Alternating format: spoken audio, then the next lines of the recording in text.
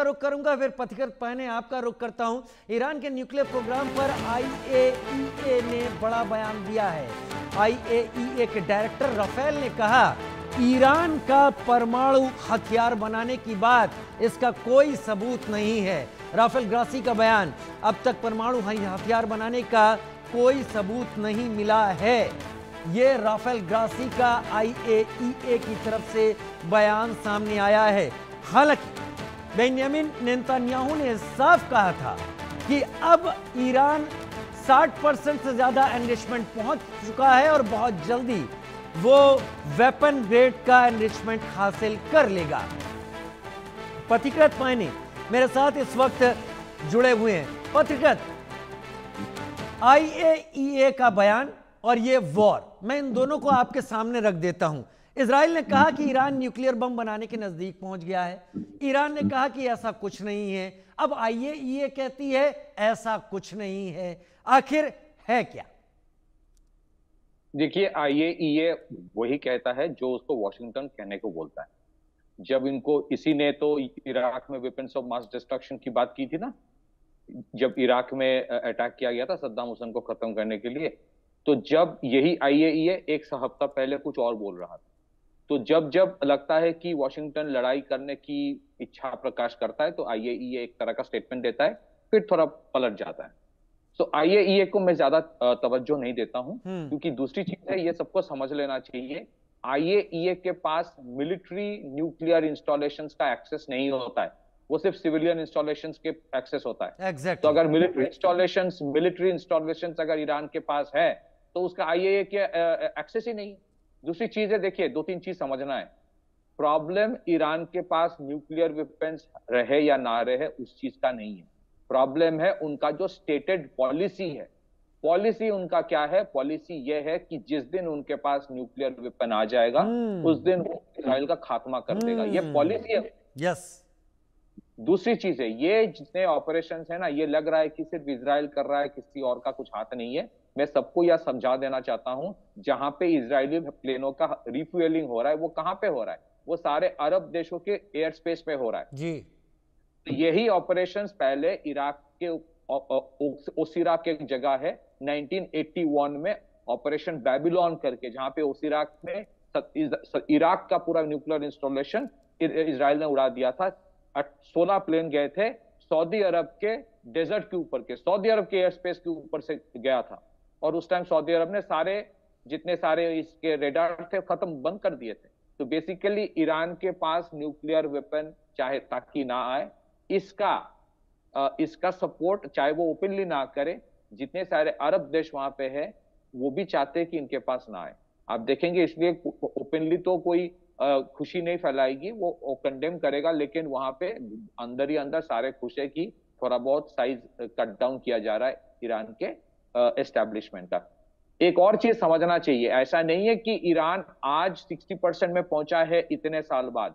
बीच बीच में जो इजराइल ने किया है, चाहे वो आप उसको एस्पियोनेज कहे, सबोटाज कहे, वो बीच बीच में कहीं ना कुछ अटैक करता रहा उनके न्यूक्लियर इंस्टॉलेशंस में, उनके असैसिनेशन करवाता रहा साइंटिस्ट का। ये सही है गलत है वो अलग चीज में उसमें नहीं जा रहा हूं। इसी आप स्टक्स नेक्स्ट एक प्रोग्राम था, cyber attack on the nuclear installation of Iran, उसके बारे में थोड़ा सब पढ़ेंगे तो पता चल जाएगा 2009-10 में किस तरह का साइबर अटैक करके 10 साल पीछे धकेल दिया था। बात यह है कि सबको यह समझना चाहिए, ये लड़ाई अभी शुरू नहीं हुई है। ये लड़ाई शुरू हुई थी अक्टूबर 7, 2023 को, एग्जैक्टली पर इजराइल जिस दिन वो हमास ने हमला किया, क्या वो ईरान के सपोर्ट के बिना हो सकता था? उसका एक बहुत बड़ा impact India, middle east, Europe economic corridor के ऊपर पड़ा था। क्या उस तरह का अटैक जो आज हिजबुल्लाह करता है बिना ईरान के सपोर्ट के कर सकता है? क्या हुदी के पास जो बैलिस्टिक मिसाइल है बिना ईरान के आ सकता है? क्या हमास के पास जो हथियार है बिना ईरान का हो सकता है? तो ईरान जो एक लड़ाई प्रॉक्सी के मार्फत लड़ाई कर रहा था, हिजबुल्लाह, हुदी और हमास, ये सिर्फ इजराइल को तंग नहीं कर रहा था ईरान, ये तंग कर रहा था सऊदी अरब को भी। सऊदी अरब के साथ हुदी का 3-4 साल 5 साल से लड़ाई चल रहा है और उनके रिफाइनरीज के ऊपर हुदियों ने लॉइटरिंग म्यूनिशन से ड्रोन से अटैक किया है, जो सारे लॉइटरिंग म्यूनिशन ईरान का है। तो बात यह है कि ये थोड़ा समझना चाहिए। मैं प्रणाम के साथ मैं मतलब माफी चाह के बोलता हूँ, ये 5 मिलियन फिगर जो जनरल सर ने दिया, मैं रेस्पेक्ट करके बोलता हूँ, शायद वो रॉकेट्स लेके हो सकता है, लेकिन बैलिस्टिक मिसाइल 5 मिलियन तो अमेरिका के पास भी नहीं। तो अगर आप रॉकेट्स को लेंगे, short range rocket, long range rockets, फिर उसके पास शॉर्ट रेंज मिसाइल, फिर लॉन्ग रेंज मिसाइल, उनके पास बैलिस्टिक मिसाइल 5-6 हजार हो सकता है, लेकिन उनका जिस चीज का प्रॉब्लम है ईरान के पास, वो है उसके जो फ्यूल की जरूरत होती है उस रॉकेट को एक्टिवेट करने के लिए, उनके लॉन्चिंग प्लेटफॉर्म की जरूरत होती है। इजराइल ने वो लॉन्चिंग प्लेटफॉर्म बहुत सारे खत्म कर दिया। लेकिन ईरान के पास भी हाइपरसोनिक मिसाइल्स है, वो हाइपरसोनिक मिसाइल से वो इंटरसेप्ट करना इजराइल के लिए भी चैलेंजिंग बीच बीच में हो रहा है। बात यह है कि क्या ये ट्रम्प कर रहा है कि नहीं कर रहा है। ट्रम्प, देखिए, ट्रम्प का अपना रोल होगा, लेकिन ये सारे डिसीजंस एस्टैब्लिशमेंट का डिसीजन होता है। ऐसा नहीं कि बाइडेन रहता तो ये नहीं होता, ये बाइडेन रहता तो भी होता। ये सारे एस्टैब्लिशमेंट डिसीजंस है। ओबामा, जिसको नोबेल पीस प्राइज मिला था, उस टाइम ओबामा के टाइम भी लीबिया को बर्बाद किया था, सीरिया को बर्बाद किया था। ये सही है गलत है, मैं उस थ्योरी में नहीं जा रहा हूं। मैं ये बोल रहा हूं कि हकीकत क्या है।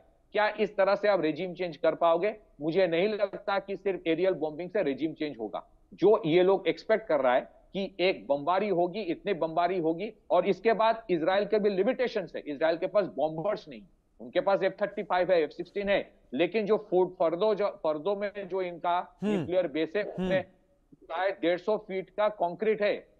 उसको निकालने के लिए इजराइल के पास प्रेजेंटली जो बॉम्बिंग वो प्लेन से कर रहा है वो काफी नहीं है। उसके लिए जिसकी जरूरत होता है वो इस एक बॉम्ब है, उसका नाम है MOAB, massive mega ordinance air blast है, उसको मदर ऑफ ऑल बॉम्ब्स कहा जाता है। 30 फीट का बॉम्ब होता है, C-130 में लगा के उसको फेंका जाता है। That is the only reason, उसके वजह से ये अमेरिका की जरूरत है। ये लड़ाई देखिए, अमेरिका इजराइल के पीठ के ऊपर चढ़ के कर रहा है।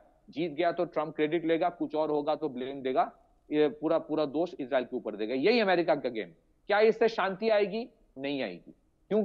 लेकिन मुझे नहीं लगता कि शांति के लिए कर रहा है। लेकिन पथिकृत पायने ये भी तो बात हो सकती है, जब हम आपके जरिए इस बात को समझ पाए हैं कि ईरान का ये डॉक्ट्रिन है कि इजराइल का खात्मा ही ईरान का एक उद्देश्य है, तो फिर शांति की बात इजराइल की तरफ से करना मेरे ख्याल से व्यर्थ बात है। मैं बड़ी खबर का रुख करूं, सबके पास आता रहूंगा। इजराइल ईरान जंग पर रूस ने भी